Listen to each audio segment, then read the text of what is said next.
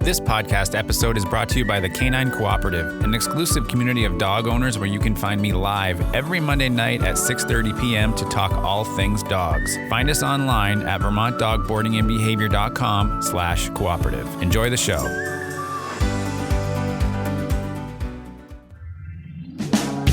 Nobody likes a bad dog till there's trouble at the door.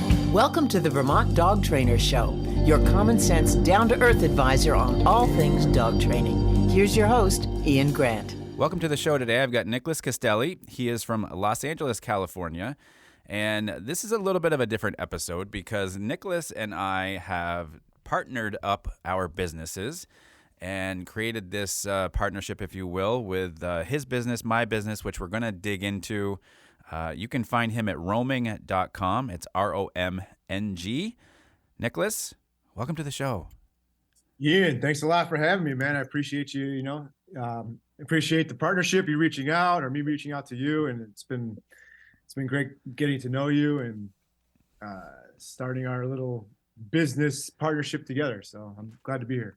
So we'll catch people up to speed here real quick. I'm sure if you've heard the podcast here in the last few weeks, you've heard our advertisement on here for Nicholas's company, Romng, and poop bags. Everybody needs poop bags. This is a pretty in-demand product, especially for people that don't have yards that they can walk their dogs in. They have to take their dogs for a walk to go to the bathroom. And so we kind of found a little niche for each other here as far as how we can help each other out with my Canine Cooperative and his poop bag products. But the fun part about learning about businesses like this is you get to learn how they get created, what creates the inspiration and whatnot. But before all that, Nicholas, so through our chats a little bit, we kind of talked about, you being in the dog world before the dog product world, if you will. So I'd love to hear how you got your start from what that last job was before you got into the dog world. Yeah, so actually my introduction to the dog world was me getting a dog. I have a 13-year-old American Pit Bull. His name is Rocco. So I got him in 2010 when he was a puppy, only 2 months old. He's basically inspired me to do everything that I've done thus far in the dog space. As we all know, dogs can kind of really, if you pay attention to them, they can really kind of motivate you or change your perspective on things and maybe even push you into new avenues, and meet new people, right? Yeah. So that kind of introduced me to the dog world, going to dog parks, talking to people. Here in Los Angeles is a big dog park community. And people obviously love their dogs, almost more so than their human friends, right? Yep. Relatives, which, that could be a good thing or a bad thing. But, my dog he means the world to me. He's my best friend. I basically got the dog because, I was looking for a partner to go hiking, and, I'm a more of an outdoor adventure kind of guy. So I was like, I'm going to get a dog. And then it turned out I got this dog. He was a puppy, like I said, and, raising a dog from a puppy to an adolescent, then on to a senior has been quite eye-opening as well. But along the way, like I said, I met a bunch of cool people. I've talked to met a bunch of cool trainers online and all that. And I've learned a lot about dogs themselves. And as someone that's interested in, I'm a marketer by trade. My background is marketing and advertising. I think I brought that up to you last time we spoke. So, and so I'm into like human behavior and human, how people think and behave in certain circumstances and all that kind of stuff, and psychology, if you will. Yep. But that also got me interested in how dogs think and how dog psychology is a good way to actually learn not only how the dog experiences the world, but also a good way for us as humans we can actually learn about things about that's importance of life and nature and that kind of stuff just from watching our dogs. So along those lines, that made me, kind of get into, like I said, my background was marketing and advertising. So I kind of understood branding and product placement and product needs and creating a need and all that kind of stuff. So that kind of brought me on to I don't know if you want to go into this right now, but that's how I started Alpha Dog Pack, which is now Romng. Alpha Dog Pack was really based on my dog Rocco. I started that about 5 years ago, 2017 in June, while still working full time at the agency. I had it running in the background, and I kind of just took everything, the personality of my dog and Rocco, it kind of turned into what was Alpha Dog Pack. And I kind of figured, well, there wasn't really any solid branding and marketing in the dog space, really across all product lines. Not only poop bags, which is what I focused on, but across all product lines. It has changed, obviously, in the last couple of years. There are some, the branding and marketing has gotten a lot better. Yeah. But for you, for coming from a marketing world, though, Nicholas, into an understanding human behavior from that perspective, and then now you're seeing human behavior dealing directly with their dogs at that time. Was that a tough transition for you to understand humans from a marketing standpoint, then from transitioning to a dog owner standpoint? I don't know if it was a tough transition for me personally. I could see how it could be for others, but I've always been in tune with more animals myself. Like I try to be a more present, in the moment kind of person anyway. Yeah. So that kind of made the transition a little easier. But I think for most people, to your point, we're so disconnected from nature and that kind of stuff. So I could see that being a very difficult transition for people. And I think it takes a lot of work no matter what, even if for someone that's been focused on that kind of mindset, it still does take work because you have to combat, obviously, the human. We're always thinking about stuff. The human mind is always going 1,000 miles an hour, Yeah. Especially now with all the distractions with the phones and social and all the technology and, getting emails all the time and, all the notifications. We're constantly overstimulated. Where a dog is more, simple and it's more in the moment, right? But that transition for me to answer your question, I don't think it was too difficult, just because I was already conscious of it prior to. Yeah. So yeah, I mean, I don't know if that answers your question fully, yeah. But so you form Alpha Dog Pack. So at that time, you training full time and just going with that. You doing other services as well? Myself, yeah. I've never been a dog trainer per se. I've trained my dog. Yeah.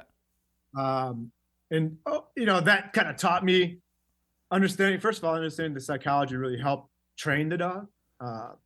Once you get to that point where you're kind of like, oh, this is what the dog likes to do. He likes yeah. He wants to go outside. He wants to sniff things. He wants to pee on stuff. He wants to, connect with the owner. Especially pit bulls are very, very, I don't want to say needy, but they're very dependent kind of dogs. They're less independent than like a husky or Malinois or, even a shepherd or something. So, that kind of makes it even more obvious just how dependent they are, that breed, that specific breed. But I never was a formal trainer, but I did, as I grew the business and connected with trainers like yourself and others, mostly here in LA to start, obviously, because I'm here.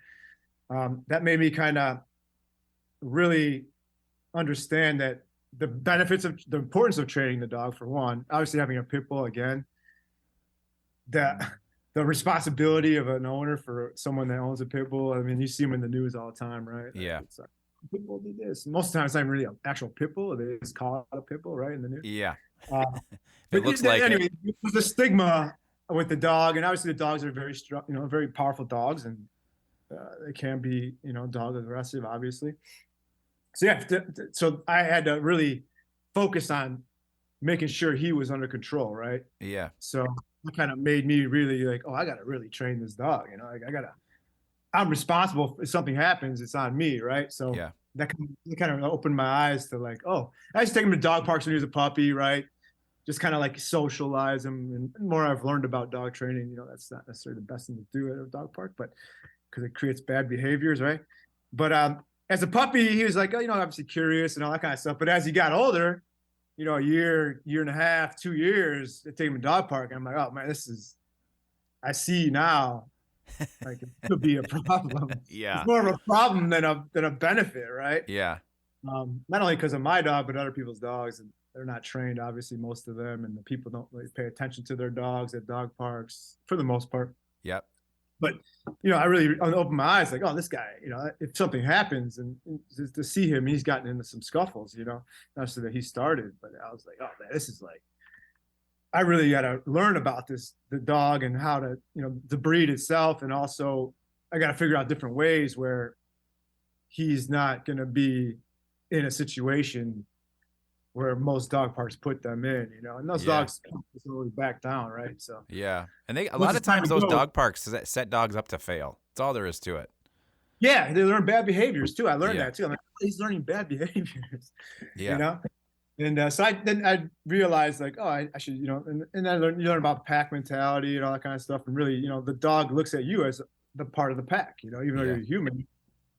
Packs are family more so than, as we learned throughout, those different studies that I forgot his name that did, that studied wolves back in the day, and then they're in captivity, and now it's like, actual pack is just, it's a family of wolves, right? Yeah. So there's a family of wolves, and they look at you as that, and you're part of the family, and dog is family, and so I realized there's better ways to exercise him and socialize him, and that are more beneficial for him and I. So started hikes and more just small group kind of play dates, quote unquote, right, with some friends. Controlled settings. Controlled settings. There you go. See, exactly. So that kind of really brought me into the training, and I've always been interested myself too. I'm more of a discipline. I'm an exercise kind of guy, so I like that kind of fit my lifestyle anyway. Yep. I like to work out as well, and so he's just became my workout buddy, and over time it benefited, it made him a better dog and me a better dog owner. And so to your point, I never really actually was a trainer, but I have helped people, obviously learning through myself and being with the business and having the dog. Yeah. I've had friends and neighbors, give them some tips here and there. Yeah. So I'm guessing at some magical point there was this time where you're like, I should create poop bags, right? There's this story I'm sure that goes along with it and how it evolved. So this has really been, I've been kind of chomping at the bit here, waiting for weeks here to sit down and figure out, how does this come about? Where does this get started? So like I said, I used to run a marketing agency for years, and then Dollar Shave Club was, I was at the agency from 2013 till 19. So 2012, I think Dollar Shave Club kind of popped out. And so they had the whole like Dollar Shave Club. Yeah. You can subscribe, and it's the way they did their brand and marketing was kind of brilliant, especially at the time. Yeah. Now it's people trying to imitate that a million times over Right. and over. Didn't have the success, obviously, because you can't recreate that magic. Yeah, that wheel. Yeah, that was it. That was like so I'm like, okay, well, I'm thinking to myself, what's something that, for one, when people get into a space, they always go after something like, that has like, I don't know, like you can create like let's say a lifestyle around, or like a premium product. Like, oh, I have this cool idea for a product, and it's something nice and it's pretty or whatever it is. And I'm like, well, so those niches are usually more competitive because people like to do those things because they're quote fun, right? Yeah. So I'm like, well, what other alternatives to go the other way and say, okay, I mean, the dog is every dog poops, once or twice a day. Hopefully. So I did research, there's like 80 million dogs in the United States, or I forgot the exact number. I think it's like 70 million or something like that. And so that's a lot of poop, right? And at the time, Earth Radio was like the main, really the main poop bag. Really, I mean, there's a couple other ones that were trying to get in there, but really the one that had a solid brand and had retail all across the country, was Earth Radio. Everyone knew. So I'm like, well, and they didn't do direct to consumer, and I was gonna just do direct to consumer, like a Dollar Shave Club kind of style. Yep. Subscribe and save, ship to your door, cancel anytime kind of thing. So that was the main, and I would say I could have that running in the background and then also keep my full-time job. So that was the idea. And then, I thought of the brand, obviously, because of my dog. And I was like, oh, I was doing a search for domains, and alphadogpack came up.com. I'm like, wow, that's actually available. So that kind of made the name what it was, because the domain was actually available, surprisingly. Yeah. So that kind of started the whole thing. And it's like, and there's a lot of money. I was telling a guy who, he's a big time music guy out here. And he's like, there's a lot of money in junk. He's like, I knew a guy that started a junk business and, made billions, the same thing with poop, right? Poop is kind of like, no one wants to deal with it. Yeah. So much of it. There's and it's something you need, right? Like a necessity, right? I mean, everyone kind of needs a poop bag, especially if you're in a city or, you have to walk your dog around. So that was the idea. Yeah, it's something like it just keeps coming, and you have to keep, poop's never going to go away. Yeah. And then there's a way to innovate in the branding side. So if you look at like my brand versus, Earth Rated or other brands that try to mock that brand, kind of make a similar kind of style of a brand, my brand was totally the opposite, right? So kind of positioned against all that kind of stuff and stood out. And that's the idea behind, what I did with it. So, then it kind of just grew from there. As I tested out some ads on Instagram, Facebook. I started getting traction with it, and, getting subscribers and getting followers, and, it's all been organic. It's been an organic process. It's been a slow it's just me doing this thing. So it's just been an organic process, which is really one of the best ways to grow a business, to be honest, is organic. So yeah, it's just been, then I started going into retail, slowly getting retailers. And then the sales started picking up, and, the brand started getting known. And it's just been a process ever since, since conception until now. It's just been, and now I'm switching it to the Romng, as we talked about, ROMNG, Romng, which is a registered trademark I own now, which is part of the reason why I moved away from Alpha Dog Pack, is because I couldn't trademark the name. There's a lot of Alpha Dog leashes. There's everything Alpha Dog. Alpha Dog nutrition. So it's like, I even got like, messages from other people that thought that their brand that they had was my brand because it's Alpha something, something, something, Yeah. Like, I don't sell supplements. I think you have the wrong brand, or someone contacted me, Messenger or something. So anyway, so the good thing is I shifted to the Romng, and now I own the brand. And this brand actually kind of, now that my dog is actually older too, it's ironic in a way where it's kind of transitioning from Alpha Dog Pack, which was Rocco, into something that's its own thing now called Romng. Yeah. Just more, and the tagline is motivated by nature. So I'm really trying to focus on, natural products, natural materials, and just move away from plastics and all that kind of stuff, which is a big, most dog brands I'm sure you've seen. Yeah. Everything's plastic, it's all cheap plastic stuff. A dog owner's complete nightmare is putting their hand through the poop bag and picking up the poop only to find that there's a hole in the bag, right? Yeah. This is the big fear. So as you were kind of figuring this out of what material to use, and you wanted to use something quality, and you didn't want to use junk and crap and more plastic and stuff that wasn't earth friendly, did you have to go through several versions of this to kind of test this out and figure out what's going to work best for you?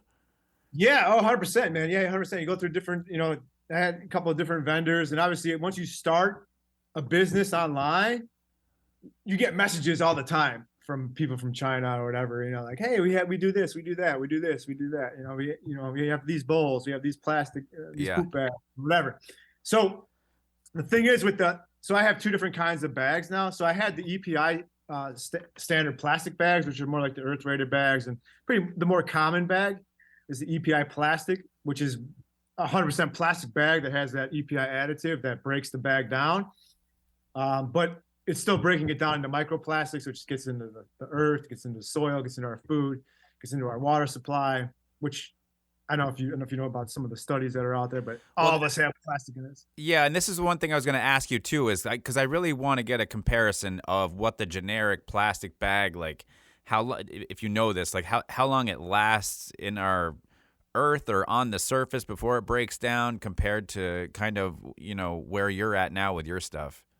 So typically, I mean, a plastic. I'm actually going to have a blog going out about this too. Actually, I have it all saved up, ready to go. Beautiful. But so basically, the EPI plastic bags will typically break down from like 18 to 24 months, but they're going to break down to microplastics, which stays on the earth for hundreds of years. Wow. And it can go into the earth, and like I said, it goes in our food supply and everything we do. We're close to the same age, so we grew up basically during the boom of the petroleum products. Yeah. So we have plastic in our bodies, and then kids nowadays even worse, right?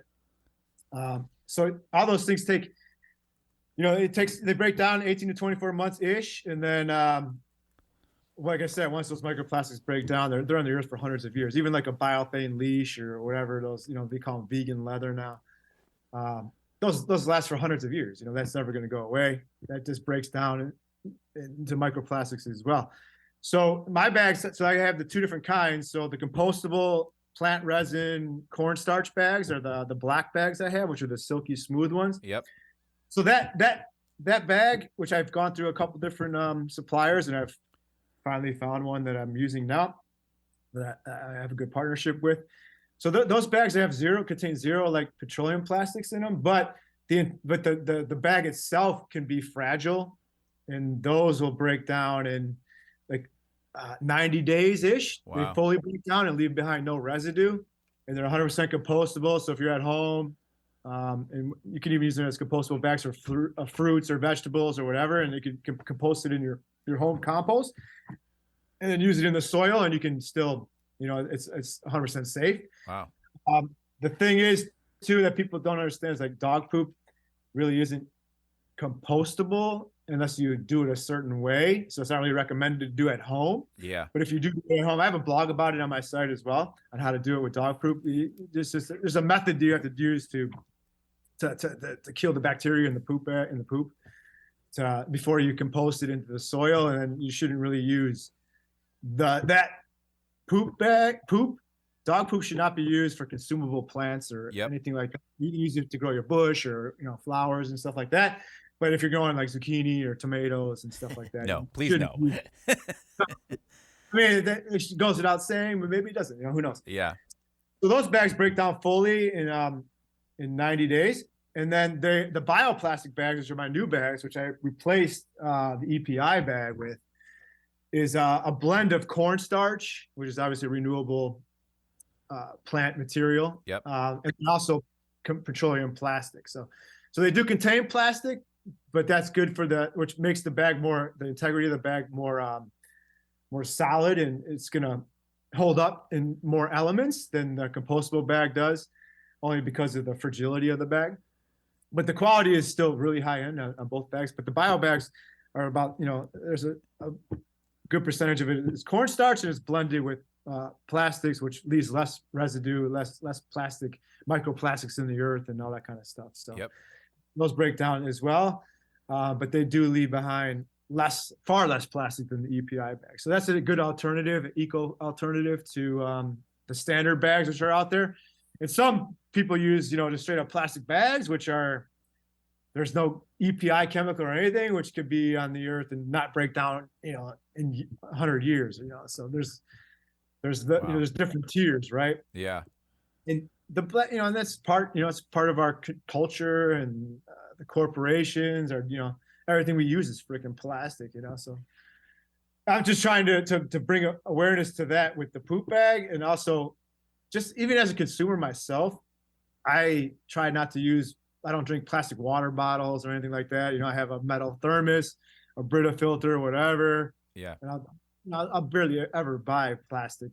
I try not. So the corporations are going to do what they're going to do. So as a consumer, we can make choices that could cause the corporations to change, or we can use brands like mine or others out there. There's a lot of eco-conscious brands nowadays. Yep. That actually sell the product, eco-conscious product, and actually care about making a difference in the footprint, the carbon footprint on the earth, Yeah. Which is something that Romng that's really its main focus. Like I said, the tagline is motivated by nature. So Romng is a Los Angeles-based premium lifestyle brand that is motivated by nature. Romng features high-quality, earth-friendly dog products made from renewable and natural materials like their bio-based and 100% compostable biodegradable dog poop bags. These bags really are awesome. I've been using their bags for a few months now, and I love the durability, the way they feel, and the fact that they are good for the earth. They also have a special discount for our listeners. Use code VermontDog to get 20% off your first purchase, including 20% off the first 3 orders if you sign up for one of their poop bag subscriptions. They also have some beautiful leather leashes made right here in the USA. You can check them out at romng.com. That's ROMNG.com. That's one of the things that got my attention too about your business. Vermont is very eco-friendly, always has been. I think it's been a couple of years since, grocery stores have been, I think probably banned is too big of a word, but they basically made plastic bags from grocery stores illegal. So everything's paper now, which is always weird when I go to a different state and you go to a grocery store and it's like, there's all the plastic bags again. Yeah, No, I know. No, And it's, go ahead. And, everything's paper and whatnot. But that's, for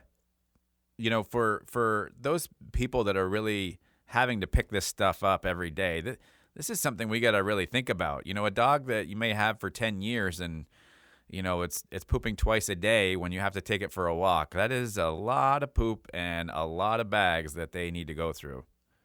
Yeah, no, it's and do you think that's just one dog, right? Like you said, Yeah. you multiply that by, I don't know, there's 300 million people. There's probably, I think there's maybe let's say there's 50 million dog owners or whatever, right? So if you scale that up, I mean, that's a lot of plastics going into the earth that necessarily don't have to be doing that as we shift away from that. Yeah. And then, I live in LA, so it's like obviously the same as Vermont. Same thing is they banned plastic bags here too, but you can still get them. You have to pay for them. Yep. And then, but yeah, it's the same thing here, which is obviously LA is one of the forerunners in that movement. Has been historically. Typically things start on the coast and move in, right? As far as those kind of movements go. Yeah. A lot of it does start here. And I know even in Europe, so I read a couple months ago, they actually banned EPI plastic poop bags. Just like they banned plastic water bottles in Italy and stuff like that, and Greece. And yeah, they don't even sell plastic water bottles. And I think in California, you can't market, because it used to be like biodegradable, Earthray used to do that. Then they got in trouble because they're not really biodegradable. Yeah. In California, there's Prop 64 that you can't market that here as biodegradable. So, and they may even move here. California kind of almost mimics Europe in a way as far as the United States goes. They're one of the first ones to implement stuff like that. So there's a chance that even EPI bags will be banned here in California, and then as it moves around, who knows? We all see how things are moving with the climate, socially, economically, politically, here and across the country, and then also in Europe and stuff. So we'll see what happens with that. Yeah. But it's a possibility. But I can't. Who knows what's really going to happen? But I know it is possible that does happen. So I wanted to be in front of that. So that's why I moved to the bioplastic bags, and I have the compostable bags. Yep. And I also want, with Romng, I'm going to go into some like hemp products as well. Nice. Hemp leashes, hemp collars. I have genuine leather leashes right now, which are high end, made in USA. And that's 100% natural material, biodegradable. It's leather, right? Yeah. Lasts forever. A lot of stuff too. This thing, a lot of stuff, not dog products now. You buy a couple years and it turns to disintegrate. It deteriorates. Yes. Deteriorates. Then you gotta buy another one. Dog lives 12, 13 years. You buy 3 or 4 leashes. You buy this one leash, it's gonna last not only this dog's life, but any other dog you have. Yeah. It's gonna go throughout those lifetimes. And I'm trying to just move into more sustainable and earth friendly, and with poop bags, of course, you're gonna have you're never gonna have a reusable poop bag, right? I mean, I don't know. I hope not. Oh my gosh. I don't know how that would actually work, but yeah. another thing that's pretty cool, just a little tangent on this though, is I think in Dublin, Ireland, there's the city lights are run on dog compost. Really?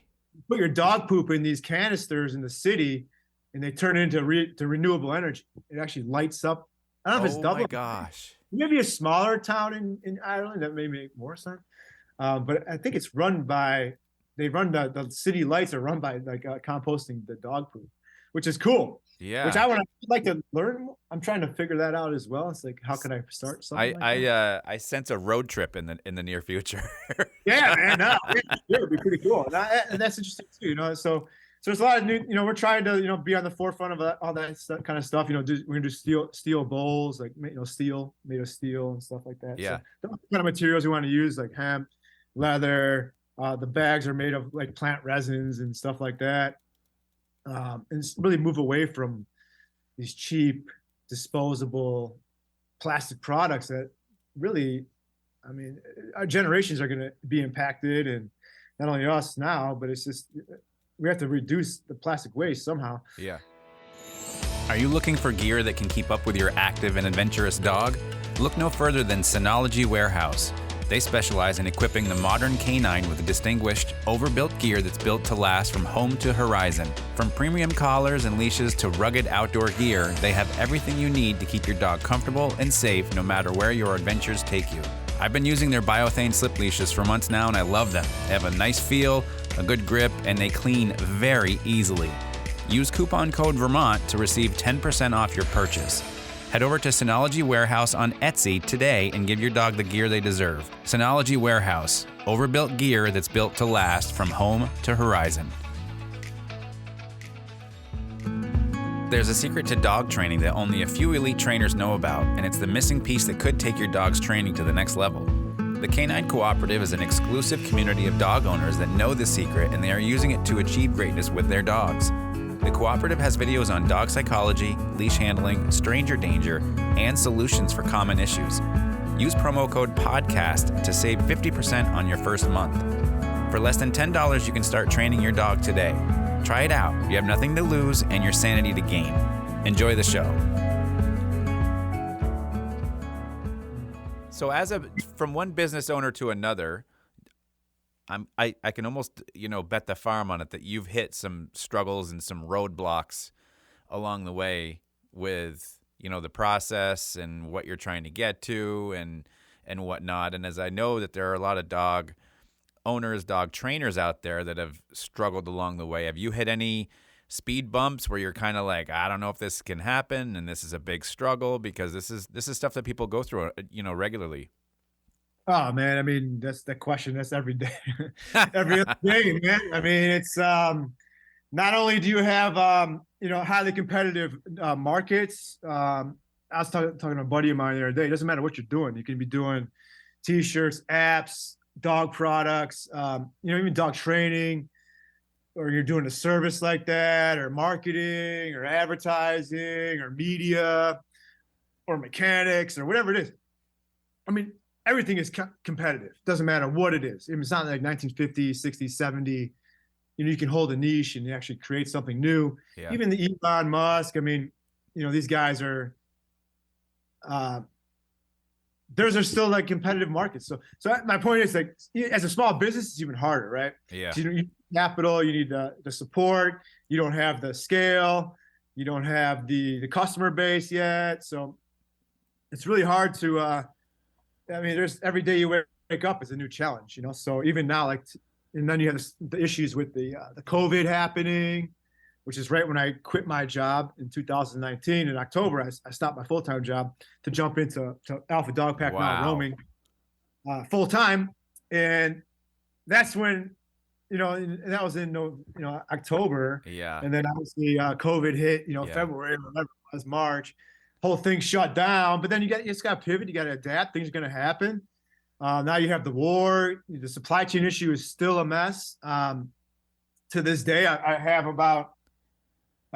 5 compostable units left, packages left in my poop bags, and I ordered in August, and I'm going to pick them up probably Tuesday, February 15th or 14th. Because the supply chain issue is so bad, and then the ports are backed up, and I have customers making orders. I have, retailers. Of course, everyone understands that the supply chain issue is kind of known. I mean, we've all been to a grocery store. Yeah, it's not like it's just a you thing. It's a worldwide thing. It's everything, man. You go to the store and you go to half the stuff you want is not there. Yeah. So you have to wake up with that. And then as a small business, cash is king. And as someone that self-funds these things, you got to pay your bills. You got to pay, the business has to be reinvested into. And the longer these issues go on, the less sales I can make personally. Go back to me, I can't go get new customers because I don't have the product to fulfill. Yeah. A new customer, I have to have enough to keep my retailers happy and obviously my subscribers happy on my site, which only order 1 or 2 at a time, but the retailers order hundreds of units. And so you're kind of in a holding pattern. I mean, it's nonstop, man. And then obviously you have you got to fund with debt, unless you're rich. You got to fund with debt. And, this is nothing new. I mean, you look at Amazon or Uber loses $1 million a day. I think DoorDash lost $320 million last year. And it was their best year ever. Like it's, everyone, which is part of the problem, I think, too, is this, acceptance and expectations of these tech companies are driving, like they're getting sold for $8 billion, but they don't even make any money. Yeah. You know what I mean? Like, so there's this like perception or stigma about how to run a business is just like grow it, and consume all this debt and then sell it off, right, or something like that. Yeah. But really, old school businesses, you don't spend more than you make, right? Right. Like basics, even though, and that's kind of been lost in today's world. I think people think like, oh, credit card's easy, this is that. But now you have the Fed, with the rates and everything. And people are tapped into economics and stuff like that. That's making it difficult. Inflation, right? Yeah. So I'm dealing with inflation, which means my costs go up as your costs go up. You go to the store and buy eggs, milk, and bacon. I've seen more pictures of eggs lately on social media than I have all my entire life. Yeah, which is crazy. Which is sad too, because like then you have to pass that. It's not only passing the cost on to the customer that a business has, but also that owner, myself, we incur additional costs too because of inflation, gas prices. So, and then the supply chain and then shipping costs go up. Storage costs go up. And it's hard. It's a delicate balance, and you have to hit a margin. You have to make some money. You don't want to piss off your retailers, but then they're going to put the cost on anyway. A lot to juggle. Man. And it's I wouldn't have it any other way. I mean, only certain people to run their own business, as and that everybody can do and put up with it because it's not easy. Yeah. It's a struggle. And before a brand gets nationally known, chances are they've been around for 10, 15 years and just working in their niche, I used to work at agency and people want to be like, oh, I want a brand like Lululemon or something. I'm like, well, Lululemon started in 1994. You didn't hear about them until 2008. So they had 12, 13, 15 years of like the hustle. You struggle. Know what I mean? Yeah. It's like, So yeah, it's a constant struggle, man. And then, because we gotta pay, feed your family. You gotta feed the business. You gotta, you want to enjoy yourself a little bit. So you want to take a vacation or something or whatever it may be. I mean, it's a constant struggle, but if you believe in your brand and believe in the mission and believe what you're doing is going to make a positive impact and you're passionate about the industry you're in, it kind of makes it worthwhile. You know what I mean? Yeah. And the money will come. And over time, keep consistently going out there. The only people that fail are the people that give up, right? I don't know who said it's a big business quote. I don't know if you read business books or whatever, but that's what's always been around, Yeah. Like you can keep going. So those people businesses will drop off. It's just the nature of the beast. If you can figure out ways to survive and ride those high times, ride those low times. And there's external impacts, so like the economy and the wars and all that kind of stuff we have no control over. Just got to ride it out. It out and believe in what you're doing. Is something that is going to benefit the world and your customers as well. So, yep. Yeah. So you mentioned your blog before. So tell me about where people can find that and, how that works for you. Yeah. So the blog is on the website. It's Romng, ROMNG.com. obviously it was Alpha Dog Pack, so it's formerly alphadogpack.com, but Romng.com, the blog is on there. Go into the news tab, and I got a little blurb about you and your company and the podcast and your exclusive membership page you have. All that stuff's going on. I'm going to be starting to push out a newsletter. You can sign up on the newsletter. We do monthly newsletters that has special deals, insights. I want to do some more dog training tips, even have some of your content on there as well. But really the brand too. So what I like to do is I like to be informative, right? So we want to add value, not only in the dog world and dog training, but also the benefits of using compostable bags and biodegradable bags and biodegradable products, but also, how to compost at home, Yeah. You do stuff like that as well, which, things about dog poop, because you can tell a lot about your dog's health through their poop. Same thing with humans. Absolutely. Animals too. People need to remember that. We focus on, different topics and stuff like that, and different deals and different promotions, and we try to have some fun, make some people laugh. Yep. On the blogs and on the newsletters. But yeah, man, it's I love to just be a part of the process, and sign up to the newsletter and read the blogs, and hopefully you find some value in that. Yeah. People find value in that, and yeah, and out here just doing it every day. Speaking of value, also with this, not only with our ad here on the podcast, but obviously as we're talking to Nicholas here, that we have a coupon code for you, a promo code. It's Vermont Dog, and this will help you save 20% off of your first purchase with Nick and his poop bags here. So this will give you something to kind of jumpstart what you want to do. You can test out the bags, see how you like them. You'll see that they're very durable. That's the other thing too.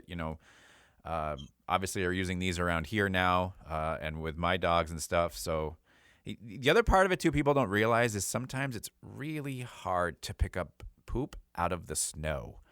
And if you wait long enough, it'll freeze, but we're not really into waiting that long when it exits, if you will. And so be sure, if you want to jump onto this bandwagon, which again, it's good for the earth, you can use coupon code Vermont Dog to save 20% off of the purchase.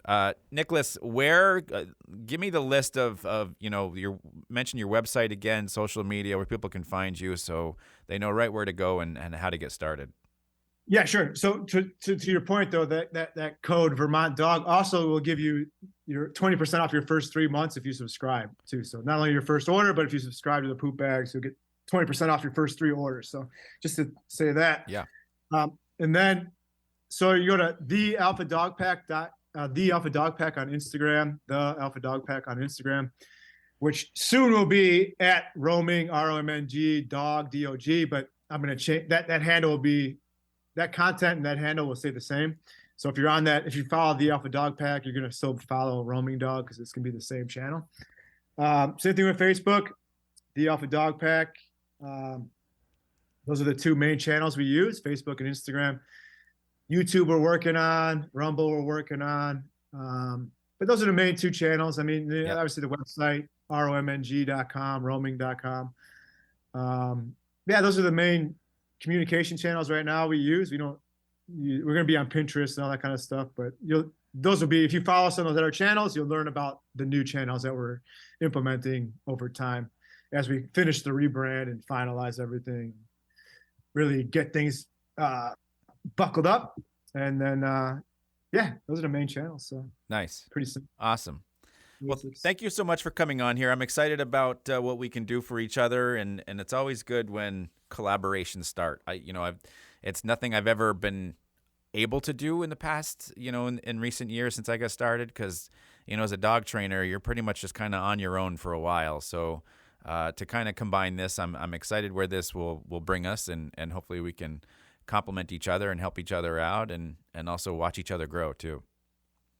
Yeah, man, no, I feel the same way. I mean, a rising tide raises all ships, right? Yep. So the more like, I'm in LA, you're in Vermont, so right there we got coast to coast, right? Absolutely. So, I don't have any stores in Vermont, but we're pretty nationwide. the majority of our focus obviously is in LA with the trainers and the stores and our customer.